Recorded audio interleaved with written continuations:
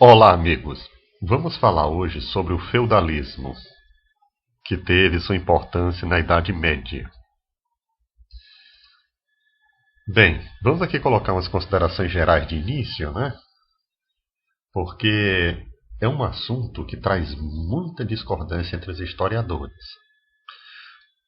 Como antecedente do feudalismo, nós temos que o feudalismo foi um tipo de organização socioeconômica e, sobretudo, política, né? Que caracterizou toda a Europa, não a Europa, mas a Europa em boa parte de toda a Idade Média. Perfeito? A gente pode até considerar que o feudalismo foi um sistema originário, né? Que teve suas bases a partir de aspectos de fusão de costumes dos povos germânicos e dos povos romanos. Perfeito? As invasões bárbaras e a própria queda do Império Romano fez com que, para muitas pessoas de Roma, essas cidades teriam que ser abandonadas, né? E eles fossem morar em propriedades rurais, né? Propriedades estas, né, que foram denominadas de vilas e que essas vilas após deram origem aos feudos. Diversos camponeses eles buscavam então proteção, né, nesses locais chamados feudos, né? Esses senhores da terra, como troca dessa proteção, né, exigiam uma produção agrícola, né? E formou-se então uma relação de trabalho, né, que ficou conhecida em todo o meio dos historiadores como colonato, né? Com o passar do tempo, né, todo o poder ele transformou-se numa concentração, né, sobre a égide do senhor feudal, né, que eles eram os senhores da terra, que eles administravam as vidas das pessoas, né, dos camponeses, né, de modo que eles queriam. As atividades agrícolas eram predominantes, né? Praticamente era a única atividade econômica, o comércio ainda era bastante pequeno.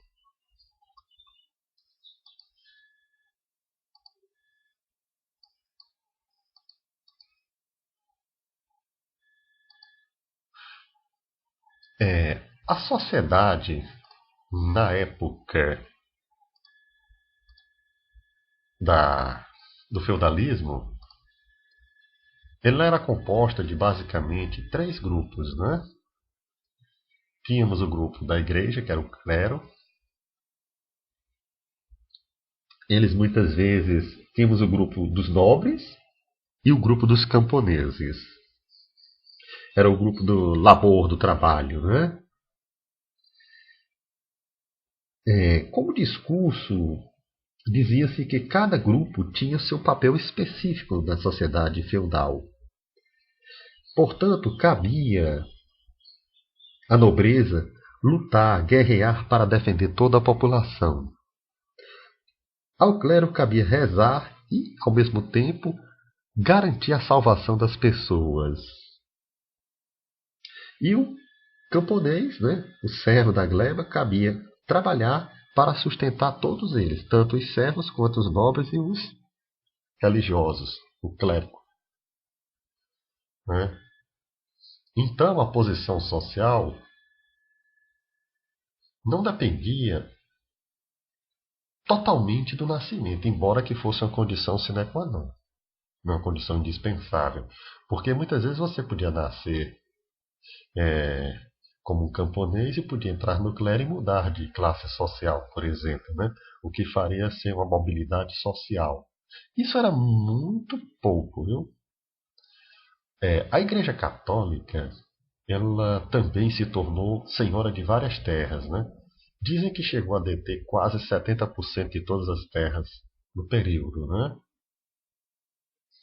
Então exerceu um grande poder, tanto social quanto político, a Igreja, portanto. A nobreza, ela era a classe dos senhores feudais propriamente dita, né?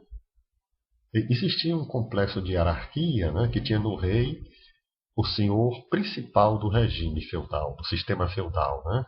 Depois vinham os senhores com títulos menores, né? Esses títulos que a gente até conhece até hoje, né, dos filmes e da própria leitura de livros de história, eram de duques, condes, viscondes, barões, né? E os próprios cavaleiros que ficaram muito conhecidos em filmes, né? Os cavaleiros da época medieval. Bem, o sistema feudal ele possuía o que nós chamávamos de sucerano e vassalo, né? Ele, o sistema feudal ele possibilitava, por exemplo, uma concessão de terras, né, entre nobres. E para os germânicos, aqueles chamados bárbaros, isso era chamado de comitato. O senhor de terra, portanto, ele era o sucerano, né? Ele concedia a terra a outro, né? Chamado vassalo. Sucerano, vassalo. Sucerano era como se fosse o chefe, o vassalo como se fosse um empregado, né? Quando recebia a terra, o vassalo ele dava um juramento de fidelidade ao sucerano, né? Portanto, nesse sistema, um proprietário de terra, um grande proprietário de terra, ele podia ter vários vassalos, perfeito? E abaixo desses vassalos existiam os chamados camponeses, né? Que recebiam ao mesmo tempo terra e proteção. E em troca, os camponeses ofereciam a esse vassalo, né, o que era chamado apenas de trabalho.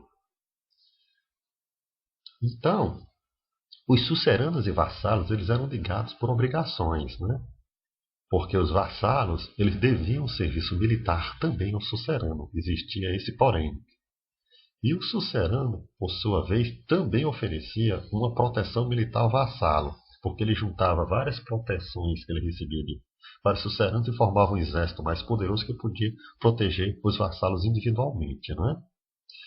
Existia uma cerimônia de entrega de terras do sucerano para o vassalo, não é? E essa cerimônia, ela ainda até existe hoje de certa forma, sob vários aspectos. Eles chamavam na época de homenagem a essa cerimônia, certo? O feudo propriamente dito era como se fosse uma unidade de produção, né, do sistema feudal e estava sob o domínio do chamado senhor feudal. O feudo era dividido em manso senhorial, manso servil e manso comunal. Havia, pois, uma igreja ou até mesmo uma pequena capela para a realização de orações, porque a Igreja Católica detinha um grande poder e influência na época. Os historiadores calculam que o tamanho de um feudo ficava entre 120 e 150 hectares, podendo haver feudos que ultrapassassem os 150 hectares, como alguns que eram menores do que 120 hectares. Né? O chamado manso senhorial era um uso exclusivo do senhor feudal, do senhor senhorial. Já o manso servil era a parte que era arrendada aos chamados servos. Né? E ainda o manso comunal, né? Que era uma terra comunal, comum a todos. Os pastos, os bosques, florestas. Né?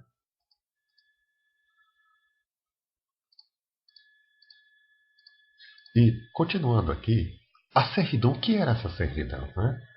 Todos os camponeses eles eram chamados de servos da gleba. E eles estavam ligados umbilicalmente à terra. Para que eles pudessem viver no feudo, eles davam sua força de trabalho ao seu senhor. O servo ele tinha várias obrigações, né, para com os senhores feudais e também para com a igreja. Dentre essas principais obrigações, por exemplo, a corveia. O que era isso? Era o servo trabalhar alguns dias por semana na terra do senhor feudal sem receber nenhuma remuneração, certo? A junção de um grupo de camponeses era chamada de vilão. Né? Então esses vilões, eles não estavam basicamente presos à terra. Eram descendentes de pequenos proprietários, né, de terras da época dos romanos, chamados clientes. Também esses vilões entregavam aquelas suas terras em troca de proteção. Existia uma coisa chamada talha, que consistia basicamente em entregar parte da produção para o senhor feudal. certo? Em troca de nada. Era uma obrigação, certo? Do servo. Já a banalidade existia e era basicamente pagar uma taxa para usar equipamentos que eram de propriedade do feudo, ou seja, de propriedade basicamente do senhor feudal, né? E, além do mais, existia um termo bastante esquisito que era chamado mão morta, né? O que era isso? Era pagar uma taxa em caso de falecimento do pai de família. Ou seja, a família tinha que pagar uma taxa em caso de falecimento desse pai, né? Basicamente era o que tínhamos para hoje. Espero que tenham gostado. Continue a gostar de nosso canal, a se inscrever em nosso canal